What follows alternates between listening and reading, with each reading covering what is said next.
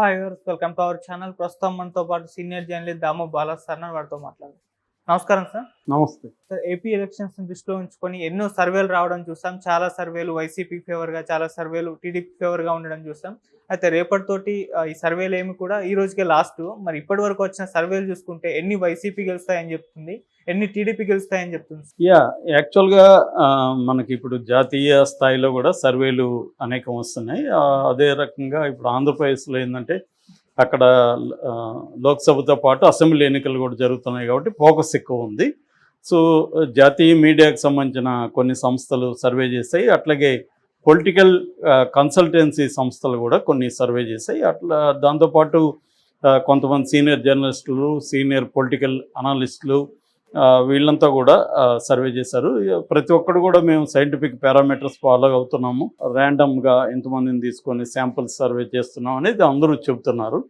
So ఇప్పుడు ఈ రోజుతో ఇది సర్వేలు ఇంకా రేపటి నుంచి సర్వేలు అనౌన్స్ చేయకూడదని ఎలక్షన్ కమిషన్ చెప్పింది. ఎందుకంటే రేపు నామినేషన్లు స్టార్ట్ అవుతుంది కాబట్టి ఇంకా సర్వేలు ఉండకూడదు. ఎలక్షన్ తర్వాత మాత్రమే ఎగ్జిట్ పోల్స్ అంటారు వాటిని, అప్పుడు అవి ఉంటాయి తప్ప ప్రీ పోల్ సర్వేలు అనేవి ఇంకా ఉండవు. కాబట్టి ఇప్పుడు ఏం జరుగుతుందంటే ఇటు తెలుగుదేశం తరపున తమకు ఎన్ని సర్వేలు అని చెప్పుకుంటున్నారు, ఇటు వైసీపీ తరపున సర్వేలన్నీ వైసీపీనే వస్తుందని వాళ్ళు, సర్వేలన్నీ తెలుగుదేశం కూటమే వస్తుందని వీళ్ళు ఇలాగే చెప్పుకుంటున్నారు. సో అసలు నేను ఒక లిస్టు తయారు చేశాను మనకున్న సోర్సెస్ని బట్టి. ఇది సమగ్రం అయితే కాదు, ఎందుకంటే నా నా దృష్టి నుంచి కొన్ని తప్పించుకొని ఉండొచ్చు కూడా. సో నేను అనేక సర్వేలు మన ఛానల్లో కూడా నేను చెప్పాను, వాటి అన్నిటిని బట్టి నేను ఒక లిస్ట్ తయారు చేశాను. సో దీంట్లో ముందుగా తెలుగుదేశం, జనసేన, బీజేపీ కూటమి ఖచ్చితంగా అధికారంలోకి వస్తుందని చెప్పిన సర్వేలు నేను ఓన్లీ పేర్లే చెప్తాను, ఎందుకంటే ఎన్ని సీట్లు ఇవన్నీ ఇప్పుడు అనవసరం. ఎన్ని సీట్లు వస్తుందన్నా కూటమి వస్తుంది అని చెప్పిన సర్వేలు ఏవేవంటే India today survey, India today క్లియర్గా కూటమి అధికారంలోకి వస్తుందని చెప్పింది. CNN న్యూస్ ఆ సర్వే కూడా తెలుగుదేశం కూటమి. ఇండియా టీవీ దీని గురించి కూడా మనం చెప్పుకున్నాం. అట్లాగే ABP news and C voter survey, ఇది మళ్ళీ రీసెంట్గా కూడా నిన్ననే వచ్చింది. ఇది దీంట్లో కూడా నేషనల్ లెవెల్లో చేసింది కాబట్టి ఓన్లీ లోక్సభది చెప్పింది. దీంట్లో కూడా 20 కూటమికి వస్తుంది, 5 మాత్రమే వైసీపీకి వస్తుంది అనేది ఈ లేటెస్ట్ సర్వే కూడా చెప్పింది. అట్లాగే న్యూస్ ఎక్స్, తర్వాత school of politics, people's right, pioneer poll, India news, ఇవి తెలుగుదేశం కూటమి, తెలుగుదేశం, జనసేన, బీజేపీ కూటమి ఖచ్చితంగా అధికారంలోకి వస్తుందని ఈ 9 సర్వేలు చెప్పాయి. ఈ లిస్ట్ ఇప్పుడు వైరల్ అవుతుంది కూడా, వాళ్ళు వైరల్ చేస్తున్నారు. ఇక వైఎస్ఆర్సిపి ఖచ్చితంగా అధికారంలోకి వస్తుందని చెప్పిన సర్వేలు చూసుకుంటే ఈరోజు దక్కన్ 24/7 అనే ఒక సర్వే వచ్చింది. ఆ సర్వే వైసీపీ అధికారంలోకి వస్తుందని చెప్పింది. అట్లాగే టైమ్స్ నౌ, ETG ఇది అనేక సార్లు దాదాపు ఎవరి మంత్ చెప్తుంది. లేటెస్ట్గా కూడా నిన్న వచ్చింది, ABPకి పోటీగా ఇది వచ్చినట్టుగా మనం అర్థం చేసుకోవచ్చు. ఈ సర్వే ఏం చెప్తుందంటే 19 నుంచి 20 వైసీపీకి వస్తుంది, 4 నుంచి 6 వీళ్ళకి వస్తుంది కూటమికి అనేది ఈ సర్వే చెప్తుంది.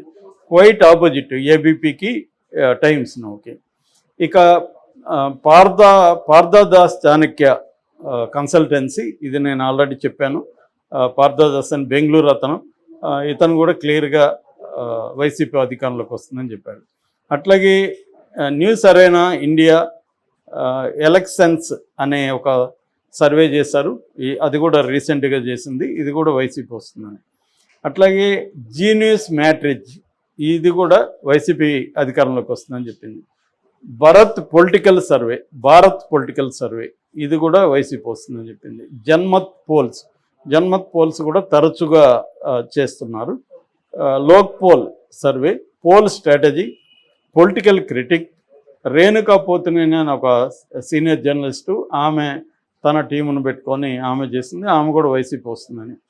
ఇది కాకుండా ఆత్మసాక్షి సర్వే కూడా వైసీపీ వస్తుందని.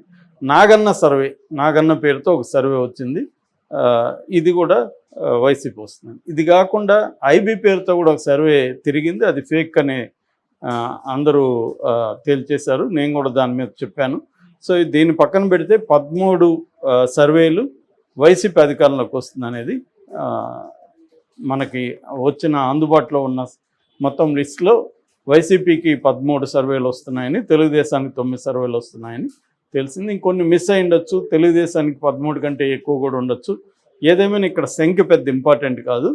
ఓవరాల్గా మనకు అర్థమవుతుంది ఏంటంటే మనం అటు ఇటు 4 అటు ఉండొచ్చు, ఇటు 4 ఉండొచ్చు, అవి పక్కన పెడితే మొత్తంగా సర్వేలు 2గా చీలిపోయినట్టుగా మనం అర్థం చేసుకోవచ్చు. అంటే కొన్ని సర్వేలు ఏమో కూటమి ఖచ్చితంగా అధికారంలోకి వస్తుందని, కొన్ని ఏమో వైసీపీ ఖచ్చితంగా అధికారంలోకి వస్తుంది. ఎందుకు ఇలాగా 2 ధృవాలుగా పోలరైజ్ అయిపోయినాయి? దీనికి కారణం ఏంటి? కొంతమంది ఇప్పుడు వైసీపీ వాళ్ళు ఏం చేస్తారు, తెలుగుదేశం వాళ్ళు డబ్బిచ్చి సర్వేలు చేయించుకుంటున్నారు అని చెప్తారు. తెలుగుదేశం వాళ్ళు ఏం చెప్తారు, వైసీపీ వాళ్ళు డబ్బిచ్చి సర్వేలు చేసుకుంటున్నారు అని చెప్తారు. సో ఇంతమంది ఇన్ని సర్వేలు డబ్బులు ఇచ్చి చేయించుకుంటున్నారా అంటే చెప్పలేం. అంటే ఇప్పుడు ఏంటంటే 2 పార్టీల మధ్య కూడా తీవ్రమైన పోటీ ఉంది కాబట్టి కొంతవరకు వాళ్ళు డబ్బులు ఇచ్చి సర్వే చేయించుకోవచ్చు, లేదా వాళ్ళ అభిమానులుగా ఉన్నవాళ్ళు కొంతమంది ఎన్ఆర్ఐలు కావచ్చు, లేకపోతే లోకల్ వాళ్ళు కావచ్చు, అభిమానంతో ఇదే పార్టీ అధికారంలోకి వస్తుందని వాళ్ళు చెప్పచ్చు. ఇంకొన్ని సంస్థలు నిజాయితీగా కూడా సర్వేలు చేయొచ్చు. నిజాయితీగా చేసి వాళ్ళ సర్వేలో వచ్చిన దాన్నే నిజాయితీగా కూడా ప్రకటించవచ్చు. ఈ 3 రకాలు ఉంటాయి. అంటే డబ్బులు ఇచ్చి చేయించుకోవడం, అభిమానంతో చేయడం, నిష్పక్షపాతంగా చేసేవి. 2 వైపులు కూడా అవి ఉండొచ్చు. నిష్పక్షపాతంగా చేసిన వాళ్ళు కొంతమంది తెలుగుదేశం వస్తుందని చెప్పొచ్చు, కొంతమంది ఇది చెప్పచ్చు. ఇప్పుడు కొన్ని ఛానల్స్, ఫర్ ఎగ్జాంపుల్ మన ఛానల్ ఉంది, మనం పెట్టినప్పుడు ఎట్లా వస్తే దాన్ని మనం ఏ వైపుగా లేము, మనమే మ్యానిపులేట్ చేయలేదు. సో అట్లా కొన్ని సంస్థలు చేయొచ్చు. నిజంగా ఏం జరుగుతుందో తెలుసుకోవాలనుకునే వాళ్ళు చాలామంది చేస్తున్నారు. సో ఇప్పుడు మనం డబ్బులు ఇచ్చేది అభిమానం అనేది పక్కన పెట్టేస్తే, ఎందుకంటే డబ్బులు ఇచ్చేవాళ్ళు ఎలాగూ మా పార్టీ అధికారంలోకి వస్తుందని చెప్పనే కదా ఇస్తారు డబ్బులు. సో కాబట్టి నేచురల్గా ఒక పార్టీ వైపే వాళ్ళు ఉంటారు. ఇక రెండోది అభిమానులు కూడా ఒక పార్టీ వైపే ఉంటారు. సో 3వ విశ్లేషణ మనకి ఇంపార్టెంట్. నిజాయితీగా చేసే వాళ్ళు కూడా ఎందుకు చీలిపోయారు? కొంతమంది వైసీపీ వస్తుందని, కొంతమంది తెలుగుదేశం వస్తుందని, 2 వైపులు కూడా నిజాయితీగా చేసిన వాళ్ళు ఉన్నారు. ఎందుకు ఈ పరిస్థితి ఉంది, ఎందుకు ఇంత పోలరైజ్డ్గా ఇవి ఉన్నాయి అనే విషయాన్ని కానీ ఆలోచిస్తే అది ఒక రియాలిటీని రిఫ్లెక్ట్ చేస్తుంది, ప్రతిబింబిస్తుంది. రియాలిటీ ఏంటంటే ఆంధ్రప్రదేశ్లో స్వీపింగ్ అనేది లేదు. ఎక్కువగా పల్స్, ఇంకా ఓటర్ పల్స్ అనేది ఇంకా అందరికి అందట్లేదు అనేది మనం అర్థం చేసుకోవచ్చు. 2019లో ఒకసారి మనం వెళితే అప్పుడు కూడా వైసీపీ ఇంత స్వీప్ చేస్తుందని ఎవడు కల్లో కూడా ఊహించలేదు, ఎవడు చెప్పలేదు వైసీపీ స్వీప్ చేస్తుందని. నిజానికి వైసీపీ వాళ్ళు కూడా అనుకోలేదు 150 సీట్లు వస్తాయని వైసీపీ వాళ్ళు కూడా కళ్ళగన్నారు. అంతకుముందు 67 వచ్చి 67 ఎక్కడ, 151 ఎక్కడ. సో క్యూలో జనం విపరీతంగా వచ్చి వేస్తున్నప్పుడు వాళ్ళందరూ కూడా చంద్రబాబు కోసమే వేస్తున్నాడని చాలామంది అనుకున్నారు. సో చంద్రబాబుకి అంత యాంటీగా ఉంటుందని ఎవరు ఊహించలేదు, ఏ మీడియా కూడా చెప్పలేదు. ఈవెన్ వైసీపీ మీడియా కూడా ఇంత స్వీప్ ఉంటే గెలుస్తారని చెప్తున్నారు కానీ ఇంత స్వీప్ అని చెప్పలేదు. సో అప్పుడు కూడా అంటే జనం నాడి అనేది కరెక్ట్గా బయటికి రాలేదు.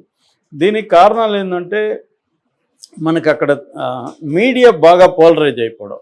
మీడియా ఏం చేస్తుందంటే రియాలిటీని కాకుండా తమకు కావాల్సిన విధంగా ప్రజాభిప్రాయాన్ని మలచడం కోసం మీడియాలో వార్తలు, న్యూస్ అన్నీ కలిసిపోయినాయి అభిప్రాయాలు. అసలు ఇటు తెలుగుదేశాన్ని సపోర్ట్ చేసే మీడియా, అటు వైసీపీని సపోర్ట్ చేసే మీడియా ఎలా అయిపోయినాయంటే వాళ్ళు అసలు వార్తలు ఇవ్వడం ఎప్పుడో మానేసి తమ అభిప్రాయాలని వార్తలుగా చెప్పేయడం, తమకు ఏమనిపిస్తే అదే వార్తగా రాసేయడం అనేది ఎప్పుడో స్టార్ట్ అయిపోయింది. అందువల్ల జనంలో ఏమైందంటే వాటి మీద నమ్మకం పోయింది. ఒక పత్రికలో వచ్చే వార్తని, ఒక టీవీలో వచ్చే వార్తని ఎవడు కూడా ప్రేమపేసి నమ్మట్లే. ఇంకొక దాన్ని కూడా చెక్ చేస్తున్నారు.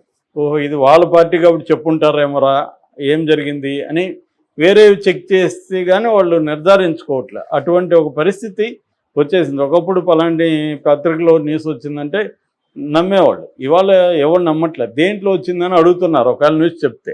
నువ్వు దీన్ని దేంట్లో చూసావు అని అడుగుతున్నారు మనల్ని.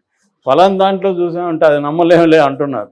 ఇప్పుడు సాక్షిలో వచ్చిందంటే అది అంతే కదా, జ్యోతిలో అంటే అది అంతే కదా అంటున్నారు తప్ప, సాక్షిలో వచ్చి ఉంటే గ్యారంటీగా నమ్మొచ్చను, ఈనాళ్ళు వచ్చి ఉంటే గ్యారంటీగా నమ్మొచ్చను ఎవడు ఇప్పుడు చెప్పట్లేదు.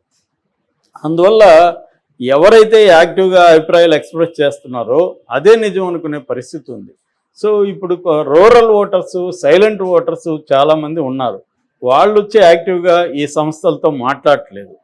అందువల్ల ఏమవుతుందంటే మనకి కరెక్ట్గా అభిప్రాయం అనేది ఈ సర్వేలను బట్టి ఎవరు గెలుస్తారనేది ఎవరు కూడా చెప్పే పరిస్థితిలో లేరు. ఎందుకంటే మరి ఒక సర్వేని చూసి చెప్తే ఇంకొక సర్వే ఆపోజిట్గా ఉంది కదా. ఇప్పుడు ఏబీపీ సర్వేని చూస్తే నమ్మితేమో నువ్వు తెలుగుదేశం కూటమి వస్తుంది, టైమ్స్ నవ్వు సర్వే నమ్మితేమో వైసీపీ వస్తుంది. మరి రెండు కూడా 20-20 చెప్పున్నాయి. మరి అంత స్వీప్ కనిపిస్తుందా? మనకైతే మన సర్కిల్స్లో మనం ఉన్న లిమిటెడ్, మనం ఏం సైంటిఫిక్గా చేయలేదు, కానీ చూసినప్పుడు మాత్రం ఎవరు కూడా కాన్ఫిడెంట్గా వాళ్ళ తెలుగుదేశం కావచ్చు, ఇటు వైసీపీ తరఫున మా పార్టీ స్వీప్ చేస్తుందని చెప్పుకోవట్లేదు. మాకు ఎడ్జ్ ఉంది అంటున్నారు అంతే. వీళ్ళు కూడా మాకు ఎడ్జ్ ఉంది అంటున్నారు. సో ఎడ్జ్ అంటే అర్థమేమి? టైట్ కంటెస్టేషన్ ఉంది.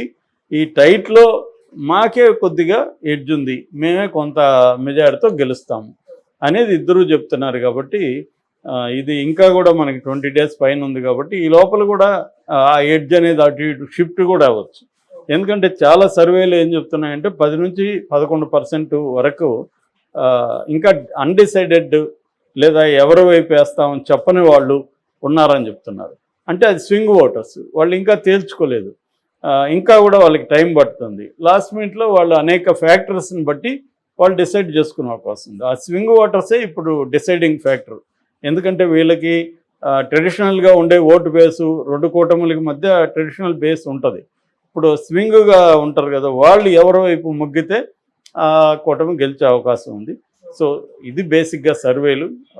రేపటి నుంచి అవి కూడా ఉండవు, ఇంకా ఎవరికి వాళ్ళు చెప్పుకోవాలి తప్ప సర్వేలు అయితే సర్వేల పేరుతో ఉండే అవకాశం లేదు.